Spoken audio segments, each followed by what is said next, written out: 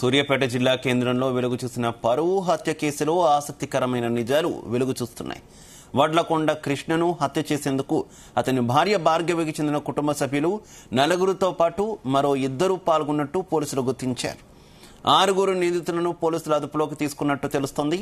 సూర్యాపేటలోని Janagama cross road సమీపంలోని నిందితుల్లో ఒకరైన బైరు మహేష్ వ్యవసాయ భూమి వద్ద ఆదివారం రాత్రి 9 గంటల సమయంలో హత్య చేశారు. అనంతరం మృతదేహాన్ని కారు డిక్కీలో వేసుకుని తెల్లవారుజాము వరకు షికారు చేసినట్టు సమాచారం. చివరికి పిల్లలమర్రి సమీపంలోని మూసీ కాలువ కట్టపై మృతదేహాన్ని వదిలేసి నిందితులందరూ పరారయ్యారు.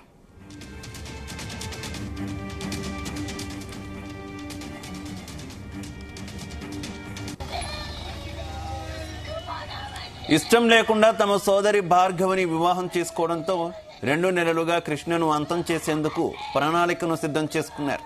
ఇందులో తాళ్లగడ్డకు చెందిన బైరు మహేష్ తో పాటు నల్గొండకు చెందిన మరో యువకుడి సాయం తీసుకున్నారు. ఈ పథకంలో భాగంగా కొన్నాళ్లుగా కృష్ణతో మహేష్ స్నేహం చేస్తున్నట్టు నటించాడు. ఆ పథకాన్ని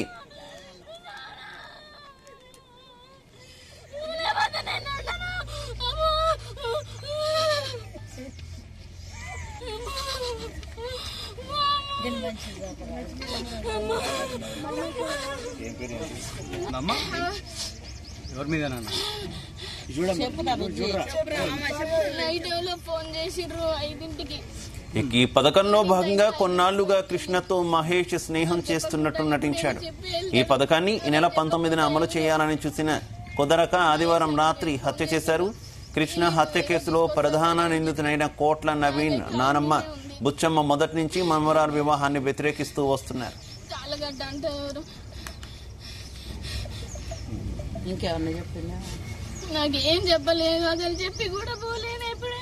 కొన్ని నెలలుగా తన కుమారుడు మనమళ్లను రెచ్చగొడుతూ హత్యకు పరోక్షంగా కారణమైనట్టు పోలీసులు గుర్తించారు. హత్య చేసిన తర్వాత మృతదేహాన్ని కారులో వేసుకుని ఆత్మకూరు మండలం పాత సూర్యాపేటలో బంధువుల ఇంటి వద్ద ఉన్న బుచ్చమ్మకు చూపించి సంతృప్తి పరిచినట్టు సమాచారం. అనంతరం నల్గొండలో ఉన్న మరో మిత్రుడికి మృతదేహాన్ని చూపించేందుకు వెళ్లారు. ఇలా రాత్రంతా వీరు కృష్ణ మృతదేహంతో షికారు చేశారు.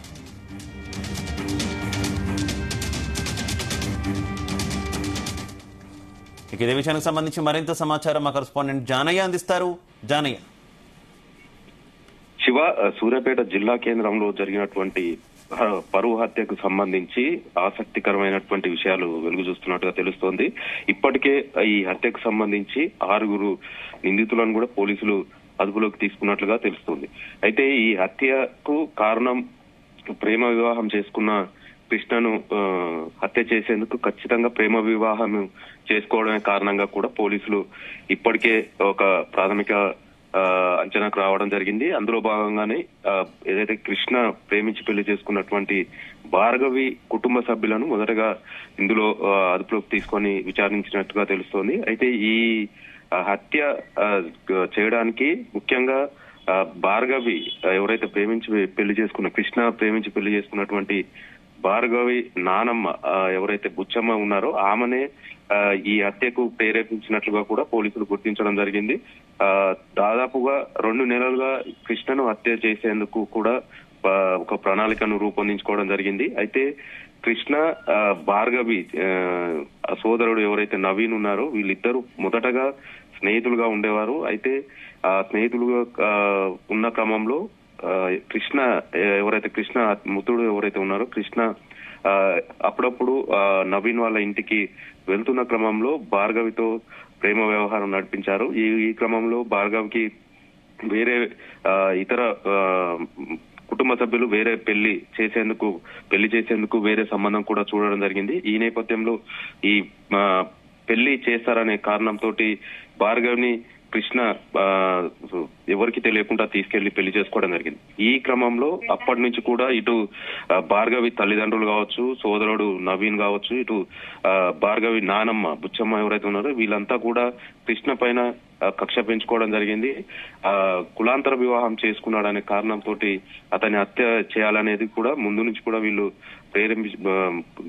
నిర్ణయించుకోవడం జరిగింది. ఈ క్రమంలో బుచ్చమ్మ మాత్రం ఈ విషయం పైన తరచూ తన మనవాడు నవీన్ తో పాటు రెచ్చగొట్టే విధంగా చెప్తూ ఖచ్చితంగా అతను కృష్ణను చంపాలని కూడా రెచ్చగొట్టినట్టుగా కూడా తెలుస్తుంది. ఈ క్రమంలో నవీన్ ఖచ్చితంగా కృష్ణను హత్య చేయాలనే ఒక ప్రణాళికను రూపొందించుకోవడం జరిగింది. ఇందులో సూర్యాపేట పట్టణంలో ఉన్నటువంటి తాళ్లగడ్డకు చెందినటువంటి బైరి మహేష్ ను ఇందులో ఇన్వాల్వ్ చేయడం జరిగింది. బైరి మహేష్ తోటి ఖచ్చితంగా కృష్ణను హత్య చేయాలనేది ఒక ప్రణాళిక రూపొందించుకోవడం జరిగింది. ఈ క్రమంలో నల్గొండకు చెందినటువంటి మరో వ్యక్తిని కూడా వీరికి సహాయంగా తీసుకోవడం జరిగింది.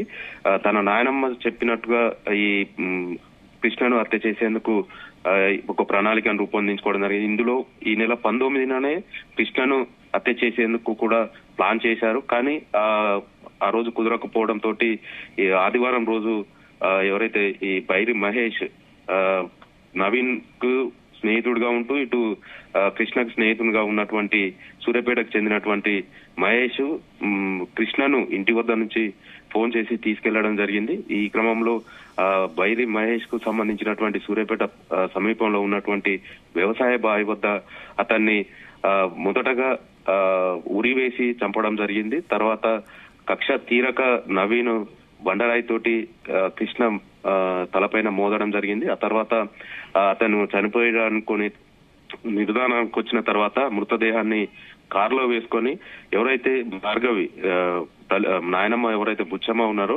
ఆమెకు చూపించడానికి కూడా వాళ్ళు డిక్కిలో ఆ మృతదేహాన్ని వేసుకొని ఆత్మకూరు మండలంలో ఉన్నటువంటి తన బంధువుల వద్ద ఉన్న బుచ్చమ్మ వద్దకి తీసుకెళ్లి కృష్ణ మృతదేహాన్ని కూడా చూపించినట్టుగా తెలుస్తోంది. ఈ క్రమంలో అక్కడి నుంచి వెళ్లి మరో స్నేహితుడికి నల్గొండలో ఉన్నటువంటి మరో స్నేహితుడికి కూడా చూపించేందుకు కూడా నల్గొండకు అదే కారులో రాత్రి ఆ కారులో నల్గొండకు వచ్చి మళ్ళీ సూర్యాపేటకు వెళ్ళినట్టుగా తెలుస్తోంది. ఈ క్రమంలో ఎవరైతే భార్గవి సొంత ఊరు పిల్లలమర్రి గ్రామం ఏదైతే ఉందో ఆ గ్రామ సమీపంలో ఈ డెడ్ బాడీని కృష్ణ మృతదేహాన్ని అక్కడ పడవేశారు. అది రాత్రి 9 గంటల ప్రాంతంలో ఈ హత్య చేశారనేది పోలీసులు ఒక నిర్ధారణకు రావడం జరిగింది. ఆ 9 గంటలకు హత్య చేసిన తర్వాత అప్పటి నుంచి కూడా తెల్లవారుజామున 5 గంటల వరకు కూడా మృతదేహాన్ని అదే కారులో తిప్పుతూ తెల్లవారుజామున 5 గంటల సమయంలో సూర్యాపేట సమీపంలో ఉన్నటువంటి పిల్లలమర్రి మూసి కాలువ వెంట కూడా పడవేసినట్టుగా తెలుస్తోంది. మొత్తానికి ఈ పరువు హత్యకు సంబంధించి ఖచ్చితంగా ఇది పరువు హత్యనే. తమ కూతుర్ని ఇతర కులానికి చెందినటువంటి వ్యక్తి పెళ్లి చేసుకోవడం పట్ల కూడా భార్గవి కుటుంబ సభ్యులు తల్లిదండ్రులతో పాటు నానమ్మ ఇటు సోదరుడు నవీన్ కూడా వీళ్ళంతా కూడా కక్ష కట్టి కృష్ణను అంతమొందించినట్టుగా కూడా తెలిసింది. ఈ క్రమంలోనే హత్య చేయడమే దారుణమైన ఘటన అంటే మృతదేహాన్ని పట్టుకొని రాత్రంతా కారులో తిప్పుతూ పైగా ఎదుటి వాళ్ళని సాటిస్ఫై చేయడానికి ఆ మృతదేహాన్ని ఇద్దరు వ్యక్తులకు చూపించి రావడం ఇంత దారుణంగా ఇంత ఇదిగా పగ పెట్టుకున్నటువంటి సిచ్యువేషన్ కదా, ఏమనుకోవాలి అసలు? శివ, ఈ మధ్య కాలంలో ఇలాంటి ఘటనలు చాలా చోటు చేసుకుంటున్నాయి. అసలు వీళ్ళు మానవ జన్మ ఎత్తి మనుషులుగా వ్యవహరిస్తలేరు. అసలు ఇంత క్రూరంగా వ్యవహరించడానికి కారణం, ఇంత సైకోతనంగా ప్రవర్తించడానికి కారణం కూడా ఒక మానసికంగా వారు ఏదైతే కక్ష ఇతరుల పైన వాళ్ళు ఎవరైతే ఉంటున్నారో వీళ్ళ వ్యతిరేకంగా ఉన్న వారిపైన కక్ష పెంచుకోవడం గాని, లేదంటే కుటుంబ పరంగా తమ పరువు పోయిందంటూ కూడా వీళ్ళు ఈ స్థాయిలో కక్ష పెంచుకొని అతన్ని కృష్ణని అంతమొందించేందుకు ప్లాన్ చేసి మరి అతన్ని పిలిపించి ఇంత క్రూరంగా చంపే సమయంలో కూడా అతని చెవులో నుంచి ముక్కులో నుంచి రక్తం రావడం, ఆ తర్వాత చనిపోయిన తర్వాత కూడా ఆ కక్ష తీరక బండరాయితో తలపైన మోతనంగా ఇలాంటి ఘటన వారు చేస్తున్న క్రమంలో సైకోగా వ్యవహరించినట్టుగా తెలుస్తుంది. ఎందుకంటే వీరు చంపిన తర్వాత కూడా ఆ మృతదేహాన్ని కారులో వేసుకొని సాటిస్ఫై వాళ్ళ భార్గవి వాళ్ళ నానమ్మ ఎవరైతే బుచ్చమ్మ ఉన్నారో ఆమె వద్దకు మృతదేహాన్ని తీసుకువెళ్లి ఆమె సంతృప్తి చెందే విధంగా కూడా చూపించినట్టుగా తెలుస్తుంది. అసలు ఆమె వృద్ధురాలుగా ఉన్న ఆమెకు ఇలాంటి సిచ్యువేషన్ ని క్రియేట్ చేసే విధంగా కూడా ఉసిగొల్పిన పరిస్థితి ఉందనేది కూడా తెలుస్తుంది. ఆమెనే ఉసిగొల్పింది కాబట్టి ఆమెకు ఇతన్ని చంపామనే విషయం ఆమెకు చూపిస్తేనే ఆమె సంతృప్తి చెందుతుంది అనే మరొక సైకోగా వీళ్ళు నవీన్ కావచ్చు, మహేష్ వీళ్ళు వ్యవహరించిన తీరు కూడా కనపడుతుంది. వీళ్ళంతా కూడా అసలు ఎలా ఇలాంటి ఘటన చేస్తున్నారు, ఇలాంటి ఘటనలకు పాల్పడుతున్నారు. వీరంతా కూడా మానసికంగా ఆ సమయంలో ఈ ఘటనకు పాల్పడుతున్న సమయంలో మానసికంగా ఏ విధంగా ఉంటున్నారు, డ్రగ్స్ లాంటిది ఏమైనా తీసుకుంటున్నారా, లేకపోతే మద్యమత్తులో ఇలాంటివి చేస్తున్నారా, లేదంటే తర్వాత వీళ్ళు చేసిన తర్వాత కూడా కనీసం పశ్చాత్తాప పడే విధంగా కూడా వ్యవహరిస్తారా లేదనేది కూడా ఒక సందిగ్ధంగా ఉంది. ఎందుకంటే ఇటీవల హైదరాబాద్ లో కూడా భార్యని 72 ముక్కలుగా నరికిన సంఘటన. ఇలాంటి క్రూరంగా చంపుతున్నటువంటి వారిపైన ఎలాంటి శిక్ష వేయాలి, వారిపైన ఎలాంటి చర్యలు తీసుకోవాలనేది కూడా కొంతమంది వారిని బహిరంగంగా కూడా ఉరి తీయాలనేది కూడా చెప్తున్న పరిస్థితి. ఎందుకంటే వీళ్ళు వ్యవహరిస్తున్న తీరు, వీరు పాల్పడుతున్న ఘటనలు కూడా అలాగే ఉంటున్నాయి. కాబట్టి వీరిపైన కఠినంగా చర్యలు తీసుకుంటే మరో ఘటన చోటు చేసుకోకుండా ఉంటుందనేది కూడా కొంతమంది చెప్తున్న పరిస్థితి. మొత్తానికైతే ఈ పరువు హత్యకు సంబంధించి 2 నెలలుగా వారు ప్రణాళిక రూపొందించి ఎప్పుడు చంపాలి, ఎప్పుడు ఇతన్ని చంపాలనే విధంగా కూడా వాళ్ళు ప్లాన్ చేసుకొని బైరి మహేష్ తోటి ఈ ఒప్పందం కుదుర్చుకోవడంతో పాటు బైరి మహేష్ కృష్ణతో స్నేహం చేస్తున్నట్టుగా నటించి అతన్ని బయటికి తీసుకురావడం. ఈ సమయంలో స్నేహంగా ఉన్నాడనే కృష్ణ కూడా అతన్ని నమ్మి సాయంత్రం సమయంలో అతని వద్దకు వెళ్ళడం.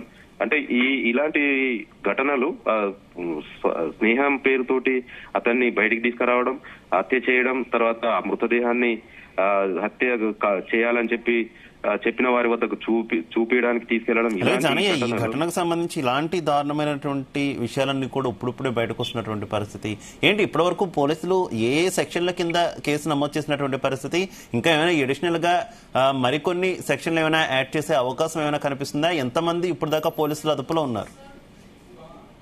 శివ, ఈ పరువు హత్యకు సంబంధించి భార్గవి కృష్ణ మృతుడు ఎవరైతే ఉన్నారో కృష్ణ ప్రేమించి పెళ్లి చేస్తున్నటువంటి భార్గవి కుటుంబ సభ్యులు 4, అలాగే సూర్యాపేట పట్టణానికి సంబంధించినటువంటి బైరి మహేష్ తో పాటు నల్గొండకు చెందినటువంటి మరో వ్యక్తి 6 పైన కేసు నమోదైనట్టుగా తెలుస్తోంది. ఈ 6 కూడా ఇప్పటికే పోలీసులు అదుపులోకి తీసుకున్నట్టుగా కూడా సమాచారం. అయితే ఈ ఘటనకు సంబంధించి మొదటగా ఈ మృతుడు ఎవరైతే కృష్ణ ఉన్నారో ఇతను ఎస్సీ సామాజిక వర్గానికి సంబంధించిన వ్యక్తి కావడంతో మొదటగా ఎస్సీ/ఎస్టీ యాక్ట్ కింద కేసు ఒకటి నమోదు కావడం జరుగుతుంది. తర్వాత హత్యకు సంబంధించి కూడా మరో సెక్షన్లు పెట్టే అవకాశం ఉంది. అయితే ఈ హత్యకు ప్రేరేపించినటువంటి భార్గవి నానమ్మ ఎవరైతే ఉన్నారో ఆమె పైన కూడా కేసు నమోదు కావడంతో పాటు ఇటు కుటుంబ సభ్యులుగా ఉన్నటువంటి భార్గవి తల్లిదండ్రులు కావచ్చు, సోదరుడు నవీన్, వీరి 4 పైన కూడా కేసు నమోదైనట్టుగా కూడా తెలుస్తోంది. దీనిపైన ఇంకా విచారణ సాగుతుంది. ఎలాంటి సెక్షన్లు పెట్టారు, ఎవరెవరికి ముందు ఎవరు ఉన్నారు, దీనికి కారణం ఎవరు అనే విషయంలో కూడా ఇంకా విచారణ చేస్తున్నాం అనేది మాత్రం పోలీసులు చెప్తున్న పరిస్థితి ఉంది. ఈ రోజు నిందితుల వివరాలు వెల్లడించే అవకాశం అయితే ఉన్నట్టుగా తెలుస్తోంది. Shiva, okay, thank you Janaiah. ఎవరి మీద